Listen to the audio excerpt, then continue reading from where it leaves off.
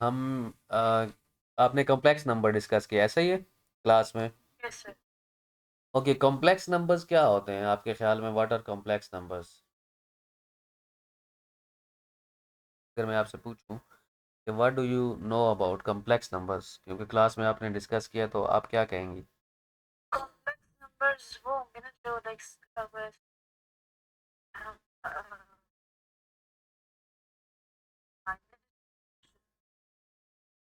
उनको हम square root में काउंट नहीं कर सकते। पूरा सिस्टम रखा हुआ है नंबर्स।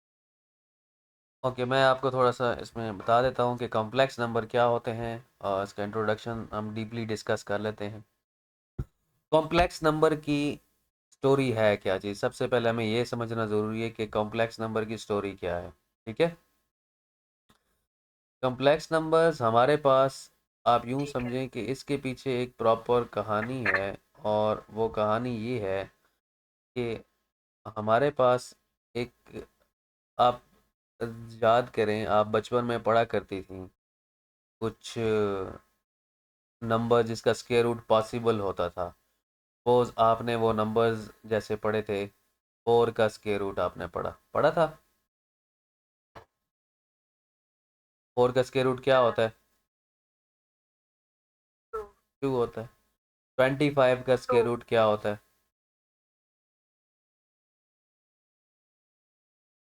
5 होता है। फाइव। और 1 का स्क्वायर रूट क्या होता है? 1 होता है। वन ही होता ठीक है, और अगर मैं -1 का स्क्वायर रूट लूँ तो फिर क्या आंसर होगा? नहीं होता। आप आंसर अपनी क्या है? कैलकुलेटर में जब -1 का स्क्वायर रूट लेते हैं, या -2 -3 जिस नेगेटिव नंबर का स्क्वायर रूट लेते हैं, तो आपको कुछ लिखा हुआ नज़र आता है, मैथ एरर है, सही है। लेकिन कुछ अच्छे कैलकुलेटर यस हैं सर। जिसमें कॉम्प्लेक्स नंबर के फंक्शन होते हैं। बेसिकली ये छोटे कैलकुलेटर होते हैं, उसमें इस रियल नंबर्स का फंक्शन होते हैं, इसी वजह से वो उसमें मैथ एरर आ जाता है। कुछ कैलकुलेटर्स अच्छे हैं, उसमें प्रॉपर आंसर भी देता है कि -1 का स्क्वायर रूट अगर होगा तो क्या होगा। लेकिन जो कॉम्प्लेक्स एनालिसिस या कॉम्प्लेक्स, इसकी ना, आगे आप बड़ी क्लासेस में जाएंगे तो पूरी बुक है मैथ की, एमएससी मैथ पढ़ते हैं, उसकी सिर्फ बेस ही यही है कि लोगों ने सोचा कि यार पॉजिटिव नंबर के स्क्वायर हाँ। रूट तो आ रहे हैं, तो नेगेटिव नंबर का स्क्वायर रूट क्या होगा, सोचा लोगों ने, मैथमेटिशियंस ने सोचा। तो फिर हमें बाद में जाके पता लगा कि नेगेटिव नंबर का भी स्क्वायर रूट होता है, लेकिन वो इमेजिन किया गया। फिर क्या इमेजिन किया गया? उन्होंने आंसर दिया मैथमेटिशियन ने कि नेगेटिव नंबर का जो भी स्क्वायर रूट होता है, क्योंकि ये, आप समझें कि ये 1 जो है वो 0 के बाद आता है पहले नेगेटिव नंबर्स में।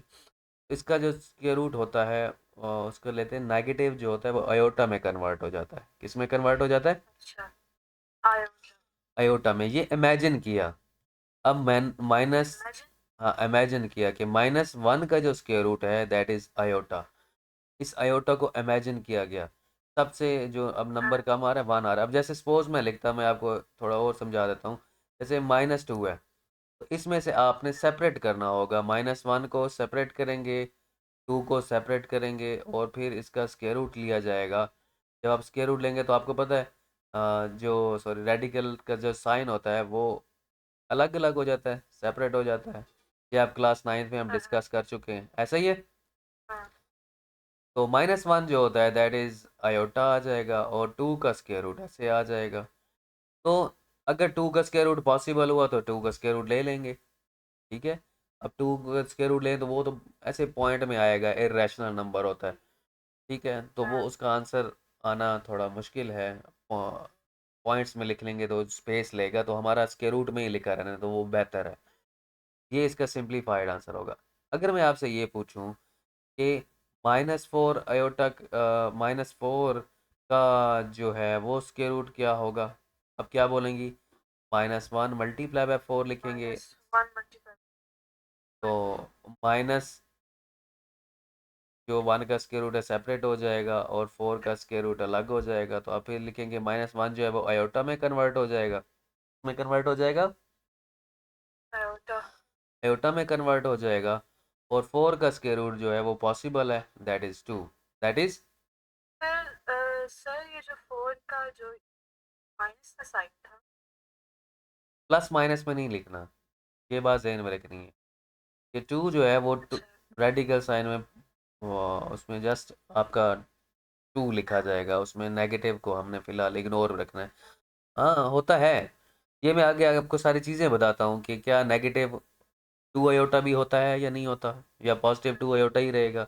ये हम आगे चीज़ें डिस्कस कर रहे हैं। अभी फ़िलहाल मैं ये बताना चाह रहा हूँ कि आयोटा क्या चीज़ है, और आयोटा का हमारी जो बेस बनी है कॉम्प्लेक्स नंबर की, वो आयोटा थी। क्या थी?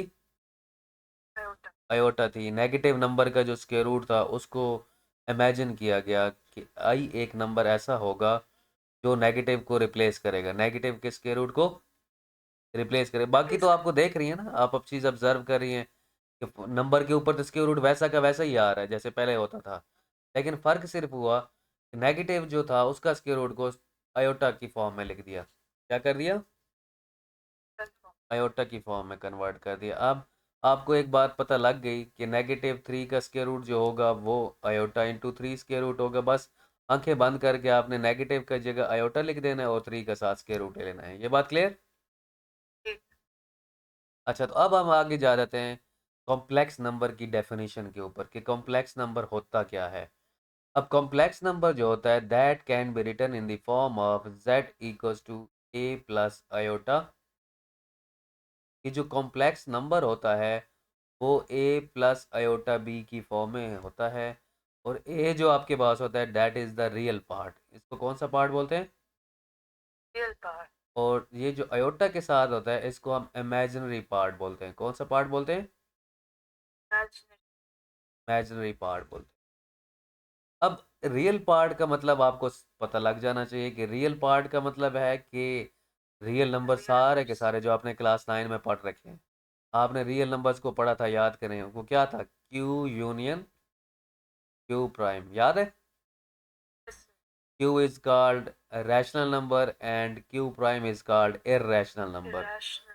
और रैशनल नंबर की भी ढेर सारी टाइप्स थी, दो बल्कि दो हाँ। टाइप थी, रिकरिंग रैशनल और टर्मिनेटिंग रैशनल। जैसे टर्मिनेटिंग का मतलब है कि 1/2 रैशनल है जो पी के बाई क्यू की फॉर्म में लिखा गया, उसका आंसर पॉइंट के बाद रुक गया। और आपने पढ़ा था 1/3 का आंसर 0.3333 चलता जा रहा है, तो ये रिकरिंग है क्योंकि पॉइंट के बाद सेम नंबर जो रिपीट होता है उसको हम रिकरिंग रैशनल बोलते हैं। ठीक है। हाँ। और आप स्क्वायर रूट जो नंबर लिया करते थे, ऐसे प्राइम नंबर का स्क्वायर रूट लेते थे तो आपके पास इर्रेशनल नंबर आते थे जो फ्रैक्शन फॉर्म में नहीं लिखे जाते, या पॉइंट के बाद सेम रिपीट नहीं होते, या पॉइंट के बाद सेम रिपीट नहीं होते, या हम ऐसे भी कह सकते हैं कि इर्रेशनल नंबर वो नंबर होते हैं जिनको कोई तमीज़ नहीं है। तमीज़ क्यों नहीं है? क्योंकि उनके कोई पैटर्न नहीं है, उसका कोई सीक्वेंस नहीं है। ठीक है। हाँ। अच्छा, इसके बाद आपके पास क्या होगा? अब हमने इसमें रियल पार्ट को डिस्कस कर लिया, और इमेजिनरी पार्ट अभी अभी मैं आपको बता चुका हूँ कि इमेजिनरी पार्ट क्या होगा, कि जैसे -1 का आयोटा आ गया, -2 का हमारे पास आयोटा इंटू 2 स्क्वायर रूट आ गया। ठीक है, तो ये हाँ। एक इमेजिनरी पार्ट है। हाँ। क्या, कौन सा पार्ट है? Imaginary part. अब हम ये हाँ। देख लेते हैं कि कॉम्प्लेक्स नंबर कैसा होगा। अब हम लिख लेते हैं, जैसे मैं लिखता हूँ 2 + 3 आयोटा। इसमें एक रियल पार्ट आ रहा है और इमेजिनरी पार्ट आ रहा है, ये दोनों मिलके एक कॉम्प्लेक्स नंबर बनाते हैं, जिस कॉम्प्लेक्स नंबर को हम जी से रिप्रेजेंट करते हैं। किससे रिप्रेजेंट करते हैं? जी से रिप्रेजेंट करते हैं। अच्छा, अब हमने कॉम्प्लेक्स नंबर को देख लिया कि रियल नंबर और इमेजिनरी नंबर को जब मिलाते हैं तो एक कॉम्प्लेक्स नंबर बन जाता है। यहाँ तक हमने ये बात डिस्कस कर ली। अब हम इसकी कुछ फैक्ट्स डिस्कस कर लेते हैं। जैसे अब मैं आपसे ये कहूँ, क्या ये एक कॉम्प्लेक्स नंबर है 2? आप क्या बोलेंगी? रियल नंबर है, तो आप इसको कॉम्प्लेक्स नहीं कहेंगी? अब मैं देख रहा हूँ। अब मुझे एक बात बताए, अगर मैं इसके साथ ऐसे लिख दूँ 0 + 0 आयोटा, तो फिर क्या होगा? ये कॉम्प्लेक्स। चेक। तो यहाँ से एक बात जेहन में बिठा लें, जैसे हम कहते हैं ना एक्स के साथ 1 है, एक्स के पावर कुछ नहीं है तो 1 है, तो यहाँ पर हम ये कह देते हैं कि अगर 2 के साथ कुछ नहीं है तो 0 आयोटा तो है। तो यहाँ से एक बात जेहन में बिठा लो, जैसे 3 है, 4 है, कोई भी रियल नंबर है, every real number is a complex number. Why it is a complex number? Because zero iota उस इमेजिनरी पार्ट को रिप्लेस कर रहा है। इमेजिनरी पार्ट को कौन रिप्लेस कर रहा है?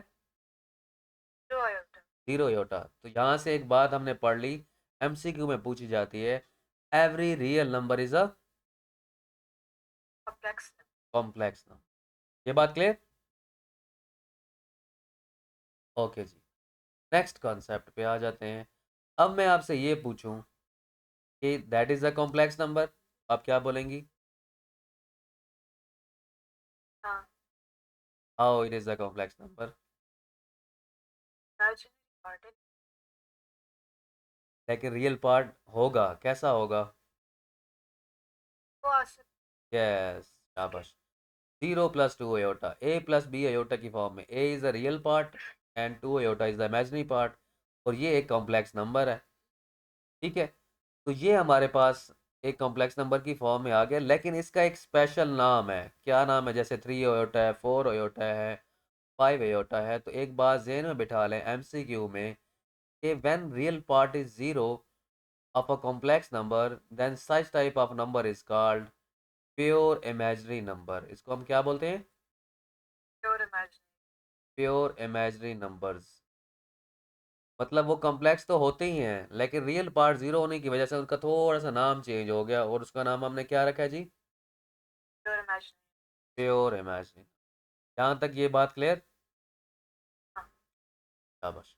नेक्स्ट हम थोड़ा सा सर एक और, अगर हमारा हर रियल कॉम्प्लेक्स नंबर, मतलब ये कहते हैं हर कॉम्प्लेक्स नंबर रियल हर कॉम्प्लेक्स नंबर, नंबर हो।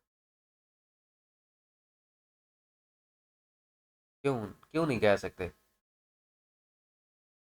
क्योंकि रियल नंबर में तो जस्ट जैसे टू आ रहा है, थ्री आ रहा है, उसमें तो इमेजिनरी पार्ट तो नहीं होता ना। हाँ। अगर मैं टू प्लस थ्री अयोटा लिख दूंगा तो ये तो कॉम्प्लेक्स नंबर हमारा इस तरह की फॉर्म में आता है जिसमें अयोटा भी होता है। ये हाँ। ये कॉम्प्लेक्स नंबर तो रियल नंबर नहीं हो सकता सारा का सारा। हाँ, रियल और इमेजिनरी बना के कॉम्प्लेक्स नंबर बन सकते हैं। उस ओ अच्छा। कॉम्प्लेक्स नंबर रियल नहीं हो सकता due to this iota, due to this iota. या इमेजिनरी पार्ट। रियल नंबर को अयोटा की फॉर्म में लिखा जा सकता है, लेकिन अगर कॉम्प्लेक्स नंबर की बात करेंगे तो जस्ट रियल पार्ट, हम उसको रियल कह नहीं सकते क्योंकि वो उसके साथ इमेजिनरी नंबर लिखा हुआ है। ठीक है, ये क्वेश्चन आपका बहुत अच्छा था, शाबाश, हाई लेवल थिंकिंग आपकी। Okay, next one is negative one का जो स्क्वायर रूट है उसका लेंगे तो आ जाएगा आपके पास दैट इज आयोटा। क्या आ जाएगा? आयोटा। अब इसमें एक चीज़ ऑब्जर्व कीजिएगा। अच्छा, मैं दोनों तरफ से स्क्वायर लूंगा तो फिर मेरा आंसर क्या आएगा? इधर से भी मैंने स्क्वायर ले स्क्वायर। लिया, उधर से भी स्क्वायर ले लिया, ये स्क्वायर इसके अच्छा। साथ कट जाएगा तो ये माइनस वन आ गया। आयोटा स्क्वायर की वैल्यू क्या आ गई? Minus one. अच्छा, अगर मैं फिर इन दोनों से तरफ से स्क्वायर ले लेता हूँ, इधर से भी स्क्वायर ले लिया, इधर से भी स्क्वायर ले लिया, तो फिर क्या होगा? वन आ जाएगा। क्या आयोटा के साथ जो स्क्वायर है वो कट जाएंगे? नहीं नहीं, और कटेंगे नहीं, ये इसके साथ मल्टीप्लाई होगा, टू टू सा क्या होगा?